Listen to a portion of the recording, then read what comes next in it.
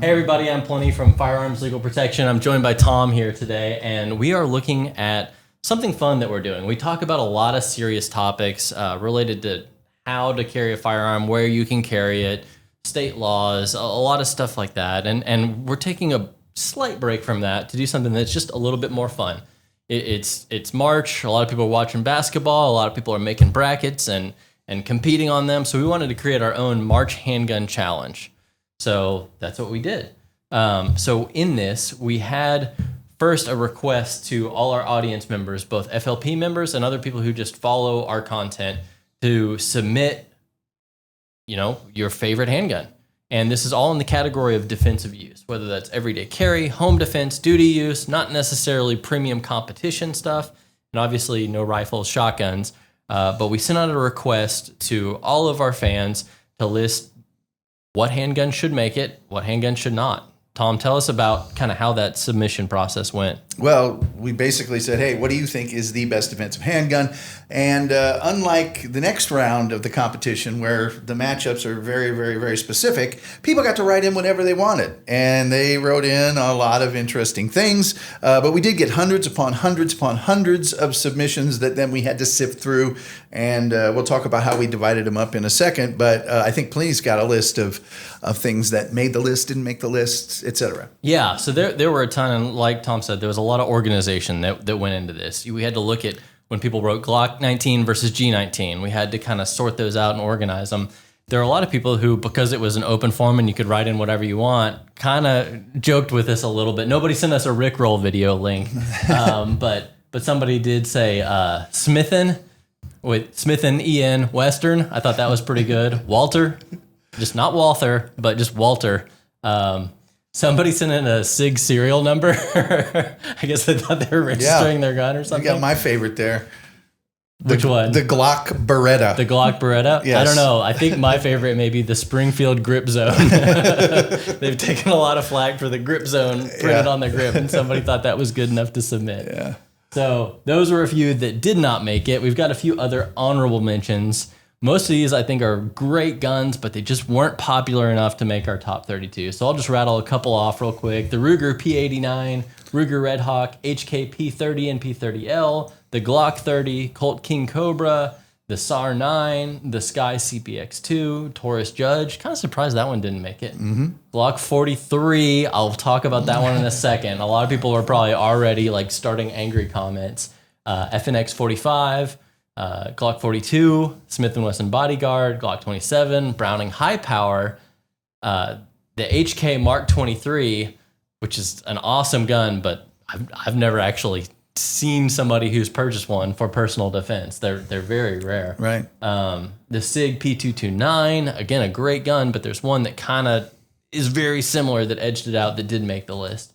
Walther PPS, Kimber R7 Mako, Glock 45, Walther PDP, a lot of the Jerichos and Magnum Research models, a lot of interesting CZ models like the P07, the Rami. What else do we have? The IWI Masada, great gun, very new, so I don't think a lot of people have it yet. Ruger LCP, I'm kind of surprised that one wasn't more popular because so many people had that Ruger LCP. Yeah. So those are kind of our honorable mentions. And some of those will make more sense when we get into these categories a bit more. So we had to break this up into groups in order for it to make sense. So the very first group that we have, we called the micro compacts. So I guess, Tom, tell us about that group. Well, given the trend for micros, especially in defensive handguns, this is we've all talked about the trend going on right now and has been for a number of years. The first matchup there, and I just think this is really interesting, is the Sig P35 against the Sig 365. The P365, excuse me, against the Sig P365 X or XL. Yeah, and that one's interesting because the X model is truly a hybrid of the XL and the original. So does the X model go with the XL or does it go with the original? We kind of lumped it in terms of the original versus variations on a theme. Right. Do you like the, as it originally came, or do you like the other variants of it? And then we've got the Springfield Armory Hellcat versus the Taurus G3 or the G3C, excuse me. And again, there were a lot of fans of that Taurus, a lot of fans of that Springfield Hellcat. I don't actually remember which one was more popular. And I think this gets to where it's not always going to be, 1 and 2, or sorry, 8 and 9 seeds, people who are right next to each other. There's going to be some range. So I think we can predict a winner for this one, but maybe not. It may be an upset. Who knows? We've got the Smith & Wesson Shield, and then it's sort of like our first category versus the Shield EZ. Like our first matchup, we've got sort of the same, a variation of the same model against itself. Yeah. And it's interesting because that Shield, so that includes the 40 Smith & Wesson, the 9mm with or without safety, with or without chamber indicators, so many versions of that Shield, but we're not including the Shield Plus because we realized we couldn't have the original Shield, the Shield EZ, and the Shield Plus on here. And actually, the Shield was far more popular on our list than the newer, and I would say better, Shield Plus. And I think that's just a lot of people bought these 5 years ago when, there's a Smith & Wesson Shield on the shelves in probably every gun store in America. And then the Shield EZ, it's got that grip. I guess it's a safety, but it's a totally different operating system, but it's in kind of that M&P Shield lineup, but different price point, different audience. So it'll be really interesting to see of those two, which one comes out on top. Glock 43X, getting back to something you were talking about earlier in our honorable mention section, against Glock 48. I'm going to withhold any comment. Because I'm really fond of one of these weapons. Well, and you may be the only one withholding comment. I think there's a lot of people in the comment section already typing some angry stuff right now. Yeah. How can we have the 43X but not the original 43? We did it with the Sig. How come we can't do it with the Glock? So we received 4 very similar Glock models, and we had to make this into pick 2 to face off. And so we wanted to pick some stuff that was decidedly similar and different. We had the 43, the 43X, the 42, and the 48. Of those, the 43X and the 48 were actually the most popular. And I think that made for a really interesting matchup here. Both 9mm, both single stack, but it's kind of like the Sig P365 versus X and XL. Do you want the smallest way to incorporate that platform and achieve that result, or do you want something that's a longer barrel length, a little bigger, a little easier to hold, a little easier to shoot? So it'll be interesting to see of those two, the 48 and the 43X, which one takes the cake. Okay, now we get to the part of our bracket that's best of the rest, which was basically a lot of things that we needed to put together in a way that we didn't have a giant group for. They're not leftovers because they're bad or they're discarded. No. They're leftovers just because they don't exactly match up in some of these other categories. And the first one is Combat Plastic USA. You'll see later we have a very similar group called Combat Plastic Euro that's much larger. The first matchup there is Smith & Wesson M&P against the Beretta PX Storm. So again, this is kind of representative of a class. The Smith & Wesson M&P, that's compact, full size, that's 40, that's 9, 45. They have optics ready models with and without safety, tons and tons of different models. And so it's just kind of a platform distinction. Do you like that Smith & Wesson style, or do you really love that rotating barrel of the Beretta PX4 Storm? Next matchup, Sig Sauer P320 or M17 against the FN 509. I think this one's super interesting.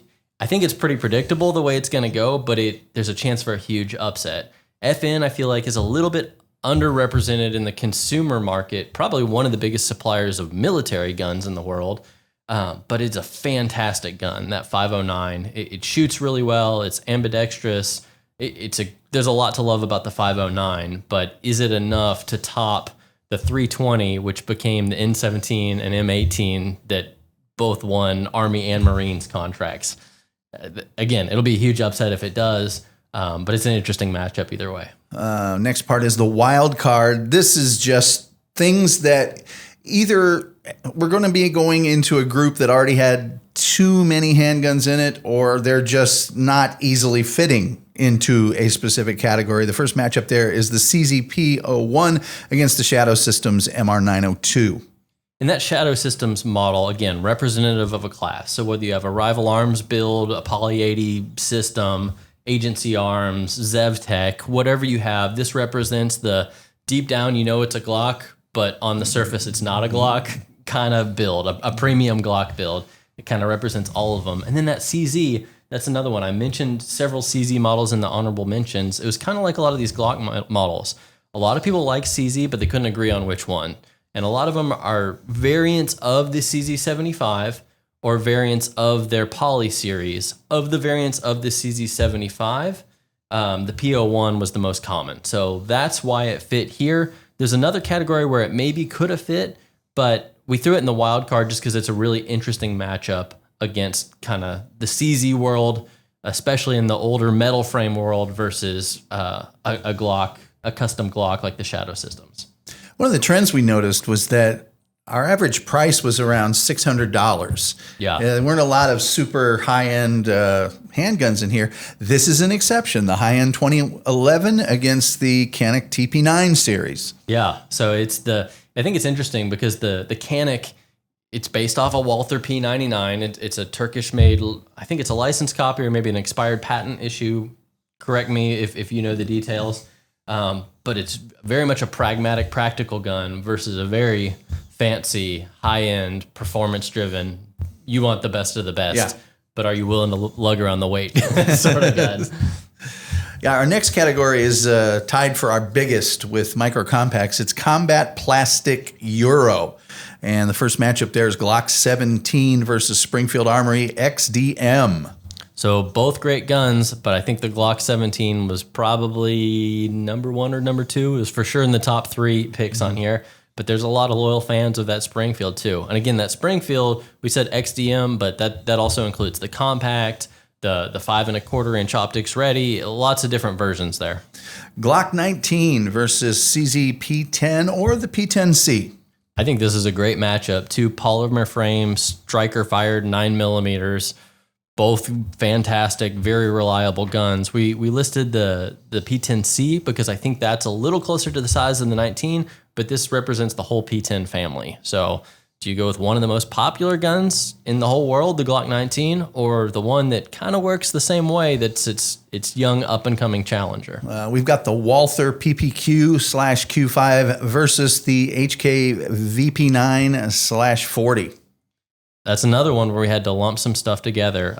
Some people listed the PDP. I think I listed that in the honorable mentions earlier. A lot of people listed the Q5 match. And of those, I would say even more people listed the original PPQ. Again, that comes in a full size, a long slide, and a compact. So this kind of represents that whole PPQ Q5 category versus that whole HK family. And I think that's particularly interesting in terms of if you look at the controls on both of these guns, very similar. It's kind of probably the same buyer who would be making this decision at the gun counter. You know, Hk Vp9 or Walther Ppq. Yeah. It's a great matchup. One of my favorites, FN57 versus the Hk USP, and that's all the models of the Hk USP. Yeah, that one's cool because, yes, they are both European and they're both combat plastics, but pretty different in every other regard in terms of size, caliber, magazine capacity, price point, but they're both fantastic European guns. I'm old school, so I like this next part of the bracket a lot. It's called Classic Metal. We start off with Timeless Auto, the modern 1911 versus the classic Colt 1911. Yeah, this is a great one, and I like that we're having this in the first round so that we're forcing people to decide so that at the end we don't have just like all 1911s or all Glocks. We intentionally manipulated this a little bit. Yeah. And this is the category of the 2 World Wars crowd versus the people who are like, ooh, but I like this nice new stuff. And so with that modern 1911, people submitted Sig, Kimber, a lot of different models, different brands there. So again, representative of a class. Beretta 92/M9 versus the Sig P226, excuse me. I think that's a very interesting matchup. Well, of course. That one's going to get heated. Yeah, exactly. So we've got, before the Army and the Navy moved to these newer polyframe guns that we already mentioned, this is the matchup of the Army service weapon versus the Navy service weapon. Both are fantastic, both in 9mm, both battle-proven, reliable, rugged firearms. but which one advances? You can only pick one. And for fans of revolvers, our next category, Wheel World. We've got the Smith & Wesson J-Frame 38 Special against the Ruger GP or SP. And this is another one on our forum. We had to do a little bit of kind of putting things together and combining and sorting it out, because in the Smith & Wessons, we saw Model 10s, 60s. Some people just wrote Chief Special. Lots of things that could go a number of ways in terms of model designations, but we had to just lump them in terms of the Smith & Wesson J-frames, their smallest frame, 38 Specials, because everybody pretty much knows somebody who's got a 38 snubby. Yeah. And our final matchup, the Colt Python against the Smith & Wesson 686. So that's kind of like the heavyweight class of this entire thing.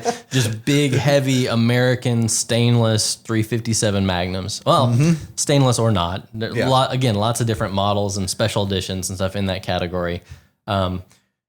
Interesting to look at in these trends. Revolvers were very underrepresented, and I think a lot of this is just what people carry for their EDC gun. Right. I think there's a lot of collectors or competition shooters or hunters who love revolvers, but only in this one little corner of the bracket do they have any representation. So ultimately, they're going to have to duke it all out, and we're going to have one revolver winner here, and then revolvers are going to face off against 1911s and service pistols, and that's going to get really interesting. So we're recording this during the open voting of round one. So depending on when you're watching this, voting may be happening. It may have just concluded. Check the link in the description. That's where we're going to have the live voting link. Again, we may be in round 3 voting when you click on that, or it may say, hang on, there's no voting happening right now. It all depends on when you click it. But join in, follow us along, and submit. Well, I guess you've already submitted. Vote for your favorite defensive firearm, and we'll see who wins.